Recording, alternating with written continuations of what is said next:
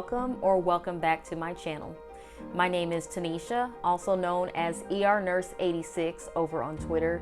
And in today's video, I'm going to be discussing a pretty heavy topic.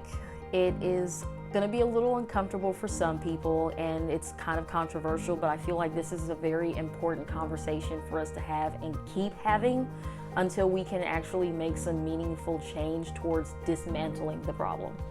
So in today's video, I'm going to be discussing racism, prejudice, discrimination, oppression, and a few other things that I feel are byproducts of racism and white supremacy. So I've got all my notes here. I've actually wanted to talk about this for a little while, but it's such a sensitive issue that I wasn't really sure how best to broach the topic, but I'm gonna do my best to cover this as respectfully and with as much care as possible. So let's get right on into it. We're gonna start with prejudice. So prejudice is a preconceived negative opinion of a person or group that is not based on reason or any sort of firsthand lived experience with that person or group. So a very basic example is not liking women despite never having any sort of experience with women at all. Moving on along to stereotypes. So in my opinion, stereotypes are always harmful, no matter if they are negative or intended to be a positive stereotype. I think they can be damaging either way. But stereotypes are a widely held, overly generalized belief about a specific group of people. And I'm gonna give a few quick examples of some very common stereotypes that I'm sure you guys have all heard before. But some include that women are bad drivers, or that Black people are inherently lazy. One that I guess is intended to be positive but can still be damaging is that Asian students tend to excel when it comes to STEM subjects. So moving on along to discrimination. Discrimination is the unfair and often prejudicial mistreatment of different groups of people, and it can be based on race, ethnicity, gender, sex, sexual orientation, age, disability, body type, etc., etc., etc. Discrimination is not specific just to people of color.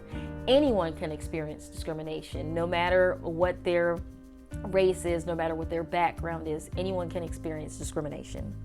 So racism is a very specific form of discrimination against a group of people based on their race, and oftentimes they are formed based on stereotypes and prejudice that that person might have against that specific group of people.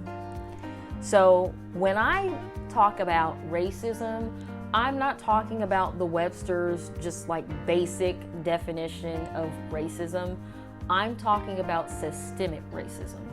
And I think it's somewhat intellectually dishonest to have an argument about racism using that Webster's definition because it is very surface level. It's a little too simplistic for my liking.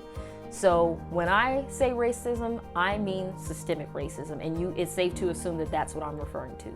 So systemic racism is a form of racism that is so deeply ingrained into a society or organization that it's become a normalized and commonplace practice.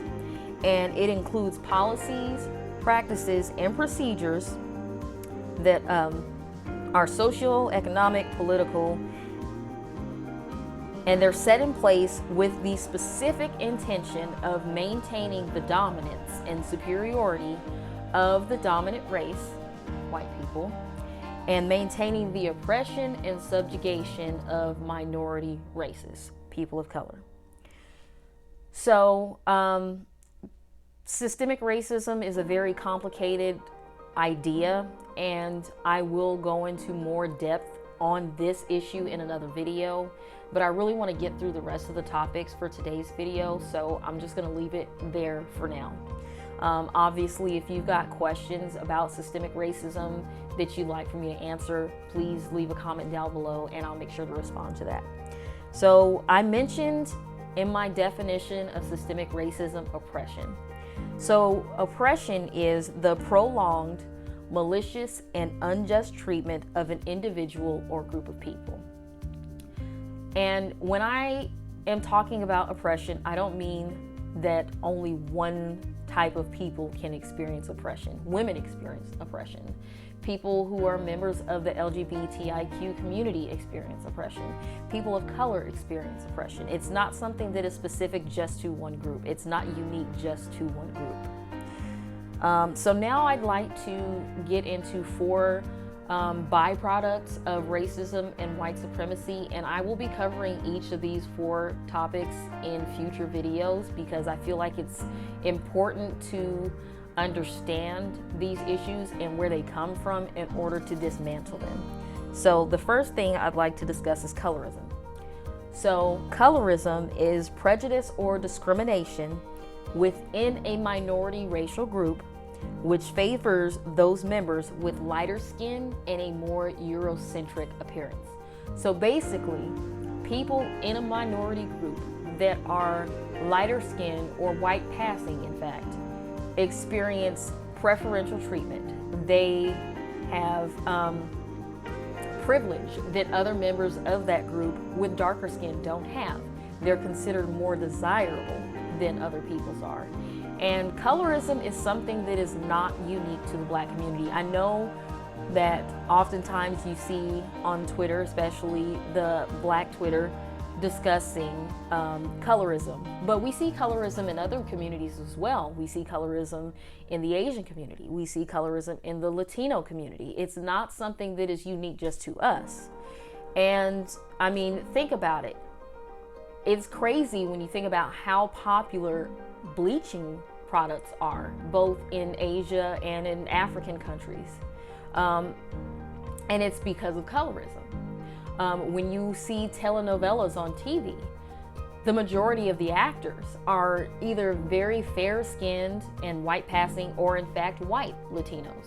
And you rarely see darker-skinned, like indigenous or Black Latino or Latina actors and actresses. And if you do see them, a lot of times they'll be in like a more subservient role, or maybe they're like the wingman or the best friend, but it's not very common to see them playing the leading role. And the same is true in a lot of Bollywood films.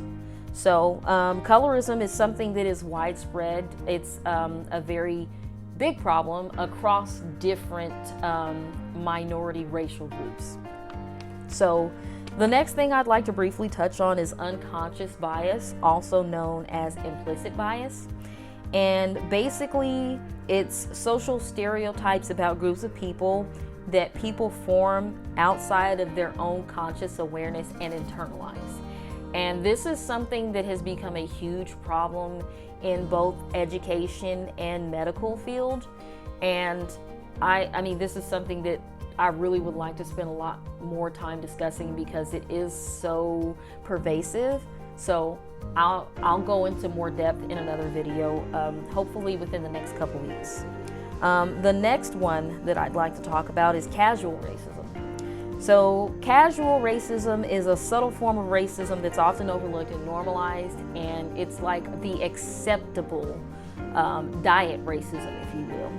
And it includes, but is not limited to, racist jokes, microaggressions, and race-based stereotypes. And lastly, internalized racism, often referred to as indoctrination.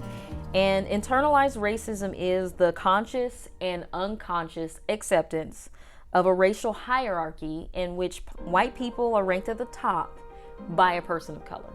So internalized racism is not something that white people will experience. This is something that you will see specifically in people of color.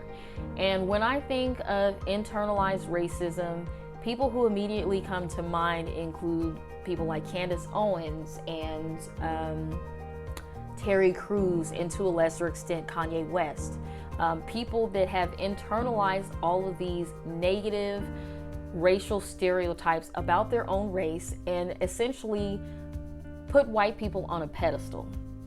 So that's pretty much all I've got for today's video. I don't want to spend too much time talking about this, but I feel like this is an important conversation to get out there. If you guys have any questions or feel like maybe I didn't explain anything thoroughly enough, please feel free to leave a comment down below, or you can ask your question down below. As always, I appreciate you guys and your support. Thank you so much for watching, and I will catch you in my next video. Bye.